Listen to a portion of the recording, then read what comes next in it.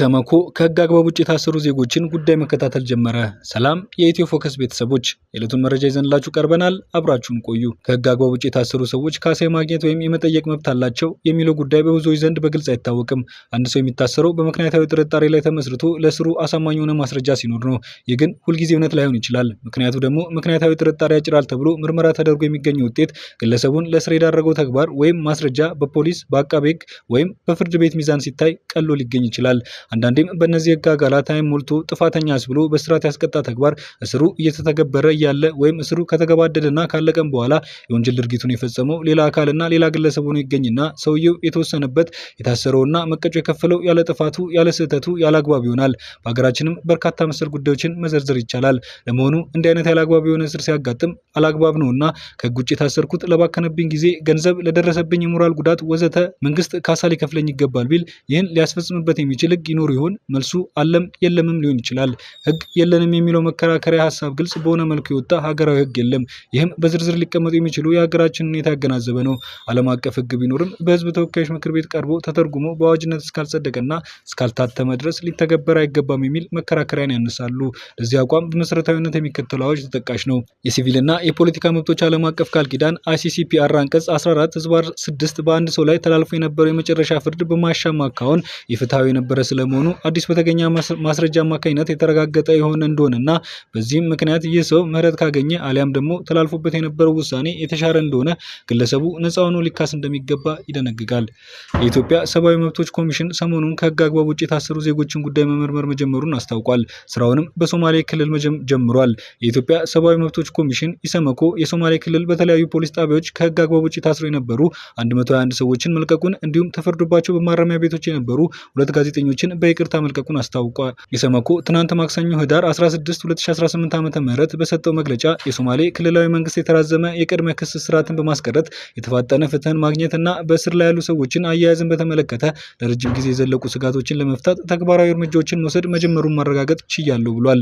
እነዚህ እርምጃዎች የተወሰዱት ኮሚሽኑ በክልሉ ካደረገው ጉብኝትና የክልሉን ርዕሰ መስተዳደር ሙስጠፌ መሐመድ በተገኙበት ከክልሉ ባለስልጣናት ጋር ጥቅምት 10 ቀን 2018 ዓ.ም ያደረገውን ውይይት ተከትሎ መሆኑን ጠቁሟል። ኢሰመኮ በውይይቱ በሶማሌ ክልል ውስጥ አበረታች የማሻሻያ እርምጃዎች መኖራቸውን ገልጿል። ከነዚህም መካከል በፖሊስ ጣቢያዎችና በማረሚያ ቤቶች ውስጥ የነበሩ ድብደባዎችና ጾታዊ ጥቃቶች መቆማቸው፣ ከሌሎች ክልሎች ጋር ሲነጻጸር የእስረኞች የዕለት ወጪ መጨመር፣ የተፈናቀሉ ሰዎችን ወደ ቀያቸው ለመመለስና መልሶ ለማቋቋም እየተደረጉ ያሉ ጥረቶች እንዲሁም የሽግግር ፍትህን ተግባራዊ ለማድረግ የተወሰዱ የመጀመሪያ እርምጃዎች ይገኙበታል።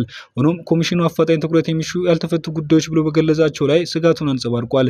እነዚህም በፋፈንና በጃራ ዞኖች አዋሳኝ በሆነው በደዋሌ አካባቢ ግጭቶች ጋር በተያያዘ ለተፈጸመው የሰብአዊ መብት ጥሰቶች ተጠያቂነትን ማረጋገጥ፣ ጉዳት የደረሰባቸውን ተጎጂዎች መልሶ ማቋቋም፣ ለታሳሪዎች የሚደረገውን አያያዝ ማሻሻልና ፍትህን የማግኘት እድላቸውን ማስፋት እንዲሁም ክስ ሳይመሰረት ለረጅም ጊዜ መታሰርን በተመለከተ ያሉትን ችግር መፍታትን ያካትታል። ከዚህ ቀደም ባሳለፍነው ዓመት ሰኔ ወር የኦጋዴን ብሔራዊ ነጻነት ግንባር ኦብነግ እንዳለው የድርጅቱ 2 ከፍተኛ አመራሮች በሶማሌ ክልል ኖጎብ ዞን ያለማዘዣ ክስ ወይም የህግ ስርዓት ባልተከተለ ሁኔታ ከተያዙ በኋላ ከማንም ጋር ሳይገናኙ ታስረው ይገኛሉ። ፓርቲው በወቅቱ የኖጎብ ዞን የፓርቲው ቅርንጫፍ ሊቀመንበር የሆኑት አያ አንሌ ያሲን ቡዱልና የኤልወይኒ ወረዳ ቅርንጫፍ ኃላፊ የሆኑት ባሹር ኡስማን ቡዱል በኤልወይኒ የሚገኘውን የኦብነግ ጽህፈት ቤት በታጠቁ ሰዎች ከተወረረ በኋላ መያዛቸውንና ወዳልታወቀ ማቆያ ስፍራ መወሰዳቸውን ገልጾ ነበር። ከተለቀቁት ታሳሪዎች መካከልም እነሱ ስለመኖራቸው የተባለ ነገር የለም። 2 ጋዜጠኞች በይቅርታ የተለቀቁት ባሳለፍነው ዓመት የተካሄዱ ሰፊ አፈናዎችን ተከትሎ ነው። የዓለም አቀፍ የጋዜጠኞች መብት ተሟጋች ኮሚቴ CPJ ሪፖርት እንዳመለከተው የሚዲያ ህግ ማሻሻያው በፓርላማ ከጸደቀ በኋላ በግንቦት ወር ብቻ ቢያንስ 7 ጋዜጠኞች በመላው ኢትዮጵያ ታስረዋል።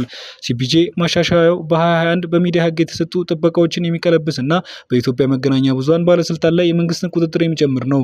በወቅቱ ከታሰሩት መካከል በሚያዝያ ወር ውስጥ የጅጅጋ ቴሌቪዥን ኔትወርክ መስራች አህመድ አውግ ይገኙበታል። አህመድ እስር ቤት የገባው የ16 ዓመት ልጃቸው ሻፊ አብድከሪም አሊ በፖሊስ ድብደባ በደረሰበት ጉዳት እንደሞተባቸው ከገለጹ አንድ አባት ጋር ቃለ መጠይቅ ካደረገ በኋላ ነው። እኚሁ አባት በቃለ መጠይቁ ወቅት ፍትህ እንዲሰጣቸው ጠይቀው አንድ የፖሊስ መኮንን ታዳጊ ልጄን ጭንቅላቱን ረገጠው ብለዋል። ልጁም ከዛ በኋላ ሆስፒታል ገብቶ ህይወቱ አልፏል። የሶማሌ ክልል ፖሊስ አዛዥ አብዲ አሊ ሲያድ በወቅቱ ለቀረበው ክስ ምላሽ ሲሰጡ ልጁ እንዲሁ ሞቷል፣ ተጠያቂ የሚሆን ማንም ሰው የለም ብለዋል። ኢሰመኮ የክልሉ ፕሬዝዳንት የሆኑት አቶ ሙስጠፌ መሐመድ ኮሚሽኑ ያነሳቸውን ስጋቶች በአዎንታዊ መልኩ እንደተመለከቱትና የተራዘመ የቅድመ ክስ ስርዓትን ለማስቀረት እንዲሁም የፍትህ ሂደቶችን ለማፋጠን ክልላዊ መንግስቱ በትኩረት እንደሚሰራ ቃል ገብተዋል ሲል ጠቅሷል። እንዲሁም ክልሉ በሽግግር ፍትህና ሰብአዊ መብቶች ግንዛቤ ላይ ከኢሰመኮ ጋር ትብብሩ እንደሚቀጥል ገልጸው ከጎረቤት ክልሎች ጋር በሚዋሰኑ የድንበር አካባቢዎች ጭምር ተጨማሪ ጥሰቶችን ለመከላከል እርምጃዎች እየተወሰዱ መሆኑን ተናግረዋል። የኢሰመኮ ዋና ኮሚሽነር ብርሃኑ አደሌ በክልሉ የተወሰዱትን አበረታች እርምጃዎች አድንቀው ይህ እርምጃ በሌሎች ክልሎችም ሊደገም ይገባል ብለዋል። የሶማሌ ክልል መንግስት የቀሩትን የሰብአዊ መብቶችን ጉዳዮች ለመፍታት ጥረቱን እንዲቀጥል አበረታተዋል። በተጨማሪም ኮሚሽኑ በኢትዮጵያ ያለውን የሰብአዊ መብቶች ሁኔታ ለማሻሻል በክልል ደረጃ የሚቀርቡ ምክረ ሀሳቦች አፈጻጸም ላይ የሚያደርገውን ክትትልና የሰብአዊ መብቶች ውትወታን አጠናክሮ እንደሚቀጥል በድጋሚ አረጋግጠዋል። የዕለቱ መረጃ ይህን ይመስል ነበር። ላይክ፣ ሼር፣ ሰብስክራይብ በማድረግ ቤተሰብ ይሁኑ።